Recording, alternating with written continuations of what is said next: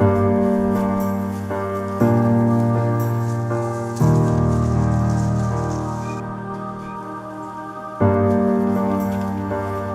would like to thank my friend. She taught me not to judge people based on the past.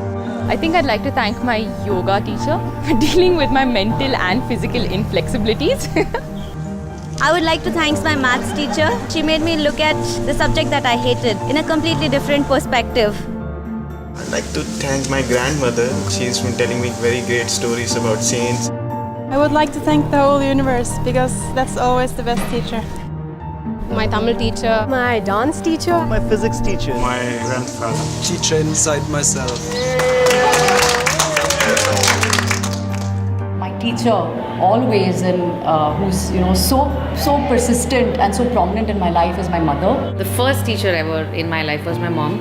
That would be my mother actually. She's been one teacher who stayed with me and is still with me. I mean, she's 96 years old. My grandfather was extremely ill and his leg got amputated. So he became almost like a child. And my mother has taken care of him like a baby. He was her father-in-law. And not many daughter-in-laws have the comfort or that relationship with their father-in-law. But she did everything for him. And when I mean everything, right from feeding him to everything that you can think of. And during his last few days, he called my mom and he folded his hands and he said that, you're my mother.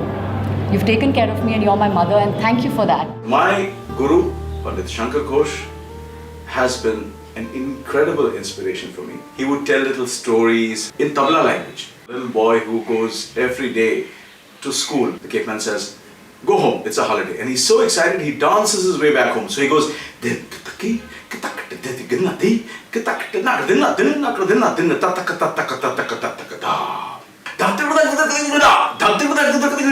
Mommy, it's a holiday. And then he runs out to play and mommy makes him study and he runs out again.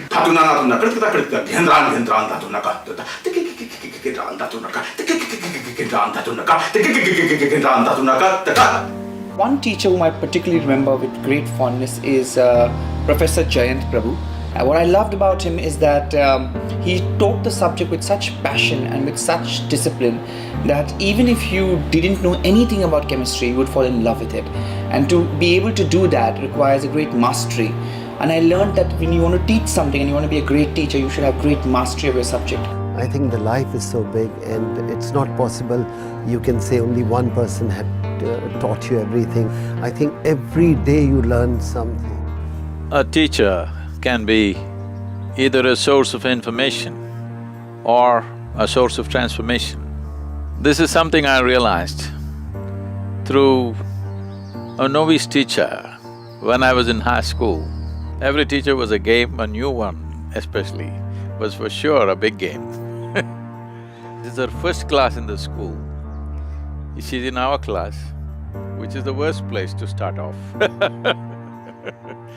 So when she came and stood next to my bench, I was generous to open up my fountain pen and give out the entire quantity of ink that I had onto her white starched saree, which just soaked it up.